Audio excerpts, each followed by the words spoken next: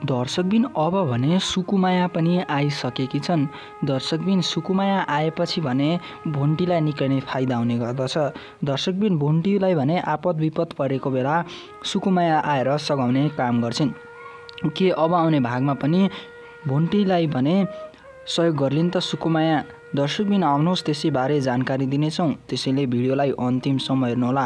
र दर्शकबिन तपाईहरू यो भिडियो कुन ठाउँदेखि हेर्दै हुनुहुन्छ तर कमेन्ट बक्समा बताउनुहोला र भिडियो मन परे लाइक गर्न नबिर्सिनुहोला। दर्शकबिन यता भने भोन्टीलाई त्यस्तो नराम्रो आरोप लगाएका छन्, हुँदाहुँदै यता भने भूपेन्द्रले ठक्कर दिएका मान्छेलाई पनि मार्नमा भोन्टीकै हात छ भनेर आरोप लागिरहेका छन्। तर दर्शकबिन भोन्टीले त्यस्तो कुनै पनि गरेकी होइनन्। त्यही पनि भोन्टीमाथि भने आरोपमाथि आरोप थप्दै गइरहेका छन् भूपेन्द्रको परिवार। दर्शकबिन तपाईँलाई के लाग्छ अब भने भोन्टीलाई जेलमा लगेर त्यो केटासँग कुरा गराउनुपर्छ त? दर्शकबिन पक्कै पनि अब सुकुमाया आउने छिन् भोन्टीलाई बचाउन।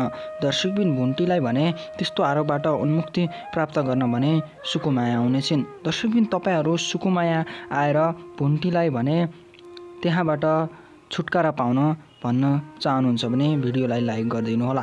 दर्शकबिन यता भने भूपेन्द्रले त शङ्का गर्थे भूपेन्द्रका दाइले पनि अब शङ्का गर्न थालिसकेका छन्। किनभने यता भोन्टी पनि खाना खिलाउन भनेर गएकी थिइन्, तर दर्शकबिन त्यहाँ भने ठक्कर दिएको मान्छेलाई नै खाना दिँदा निकै नै कुरा गर्न लागेकी थिइन्। तर दर्शकबिन यता भने त्यो कुरा भोन्टीकी बहिनी र भाइले भनिदिन्छन्। त्यही भएर दर्शकबिन भूपेन्द्रका ठुल्दाइ पनि भोन्टीमाथि शङ्का गर्नेछन्। दर्शकबिन अब आउने भागमा सुकुमायाले भोन्टीको सहयोग गर्न देख्न पाउनेछौँ।